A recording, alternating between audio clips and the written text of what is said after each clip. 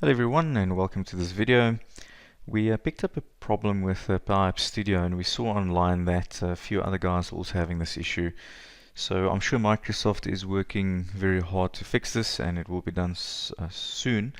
But in the meantime, if you have an urgent project which you need to work on or you need to work in the studio for that is affected by this, we thought we'll do this video to quickly show you how to get around it. Alright, so the issue is that if you have a look at the screen, and in our case it's the first screen, it's not necessarily the first screen, but that everything is squashed into one horizontal area. And on this screen there's about 70 or 80 controls, and all of these are literally squashed into this very small area. If we go to some of these settings or some of these controls, you'll also see that the bad example. Let's have a look at the Y coordinate for all of these. This control should be at the bottom of the screen, when now for whatever reason its Y coordinate is now reset to be at the top of the screen. And similar to all of these other controls that have been reset.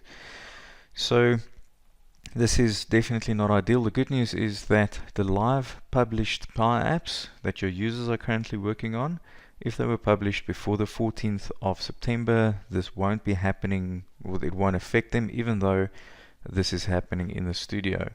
So there's some good news over there. So what actually happened?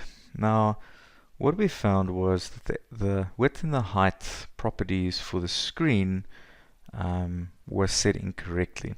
Now, you can't set this on the front end through the normal properties. So what's supposed to happen is if you go into the file and app settings for the Power App and you set the screen size and orientation, this should automatically set it for all of the screens, and it does that usually. That's not an issue, and I'm not aware of a way to set it on a screen level individually.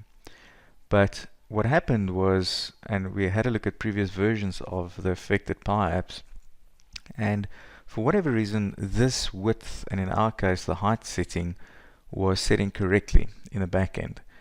And now on Friday the 14th, for whatever reason, the studio started adhering to that property, where previously it seems to have just ignored it.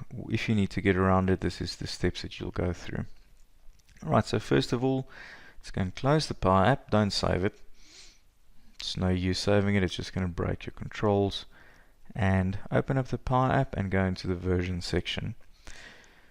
Alright, so we'll see that in this case the last published version is the one after the 17th. So this is part of the testing that we did, so I actually want to undo that. So I want to go and take the last version that was saved before the 14th, because then all of the controls would still have their proper X and Y coordinates, and I can simply go and fix that problem on the screen's size, width or height, and then import it again, and then it'll be good.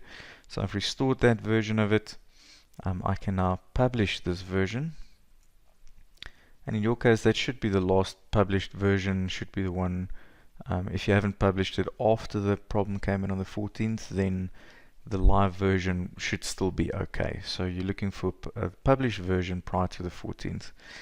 And the reason for that is that if you do an export, it takes the last published version. So I don't want to export a Power App that was saved after the 14th, because the X and the Y coordinates for the controls would have been mixed up already. So I'm now going to say, give it a name. It's going to say broken Power App. And I don't need to set any of these. These are just used to specify defaults at the time of importing, but you can overwrite them as well. Alright, so let's go and export it. Alright, so the export runs for a few seconds. I'm just going to save it to my downloads folder and then open it up. So there's a previous version that I did, ignore that. Looking for the latest one, and this is the broken Power App. Right, so you'll see that this is a zip file, and it's correct. It contains many different folders and files and all of these sort of things.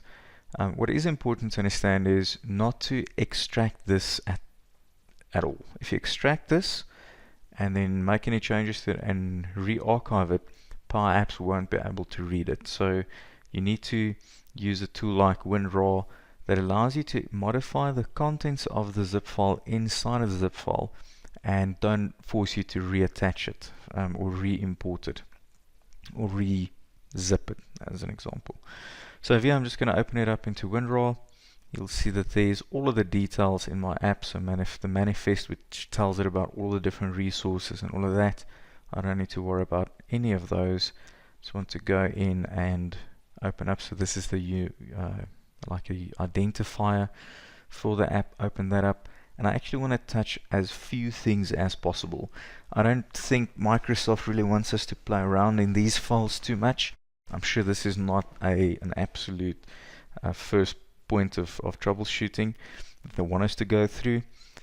So try and don't touch things that aren't necessary.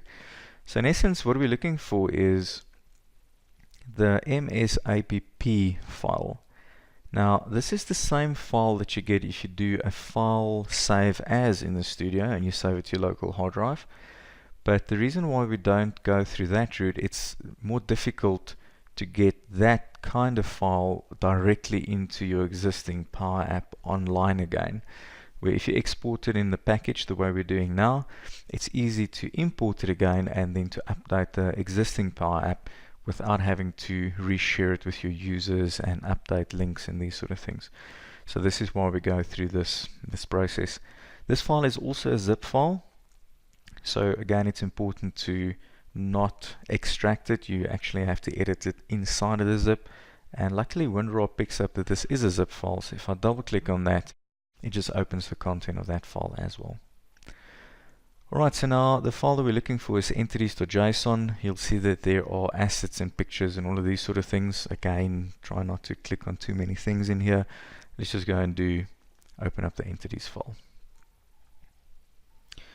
So this is opening up in Visual Studio Code, which I strongly suggest that you use.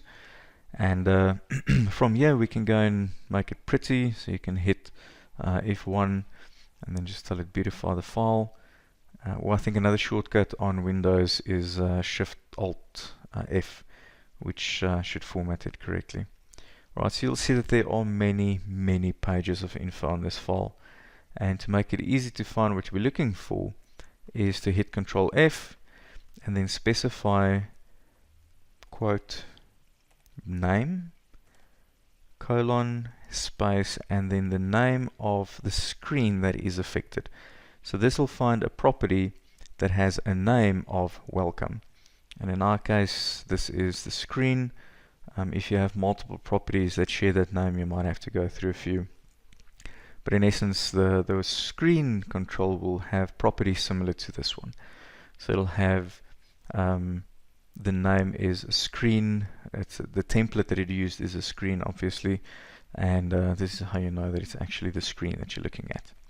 Now, we don't need to worry about any of these. What we do have to worry about is the width and the height. And in our case, the width is still fine. It's 1366.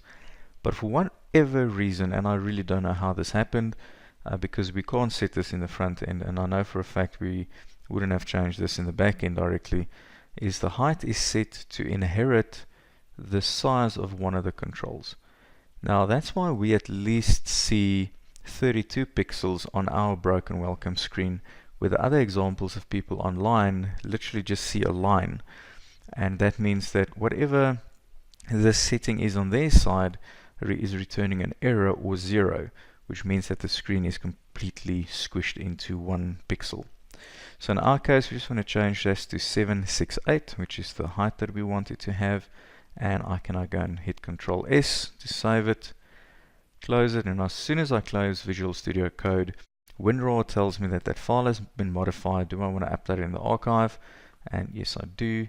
And I want to change or close this archive that opened the MSAPP file, and that's going to allow me to also now update the MSAPP file into the main archive. And again, yes, I do want to do that.